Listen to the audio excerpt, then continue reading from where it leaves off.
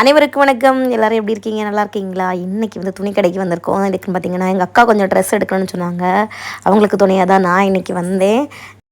நாகர்கோவில் மரவன்குடியிருப்பில் இருக்கக்கூடிய கடைக்கு தான் இன்றைக்கி வந்திருக்கோம். எங்கள் அப்பா கடை பக்கத்தில் தான்.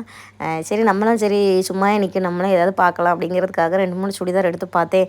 எல்லாமே சூப்பராக இருந்துச்சு. ஆனால் என்னென்னா நம்ம ரேட் அதிகமாக இருந்துச்சு. அதனால சரி வேண்டாம், அப்போ இன்னொரு நாள் பார்த்துக்கலாம் அப்படிங்கிறதுக்காக துணியை கண்டா நமக்கு ஆசை விடுமா, பொம்பளைங்களுக்கு துணியை கண்டா எடுத்துக்கிட்டே தான் இருப்போம். அந்த மாதிரி இன்றைக்கி அந்த பிங்க் கலரில் பார்த்தேன். விலை பார்த்தீங்கன்னா 1100 போட்டிருந்தேன்.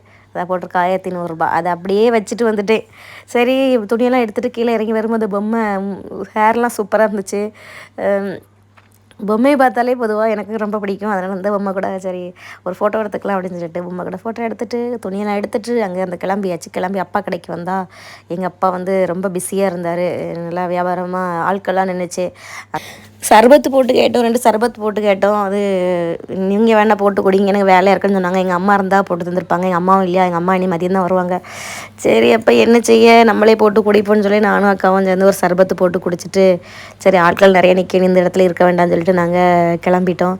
அடிக்கிற வெயிலுக்கு வந்து இந்த மாதிரி அலைஞ்சு திரியிறது வந்து கஷ்டமாக தான் இருக்குது. காலையில் பிள்ளைங்களை ஸ்கூலில் கொண்டு விட்டுட்டு அப்புறமா செருப்பு கடைக்கு போய் செருப்பு எடுத்துகிட்டு அதுக்கப்புறமா துணி கடைக்கு போய் துணி எடுத்துகிட்டு திரியும்போது ரொம்ப கஷ்டமாக தான் இருக்குது. வேறு என்ன செய்கிறது, பொருள் ஏதாவது நமக்கு வாங்கணும்னு சொன்னால் வெயிலாக இருந்தானா மழையாக இருந்தால் நமக்கு தேவையான பொருள் நம்ம வாங்கித்தானே ஆகணும்.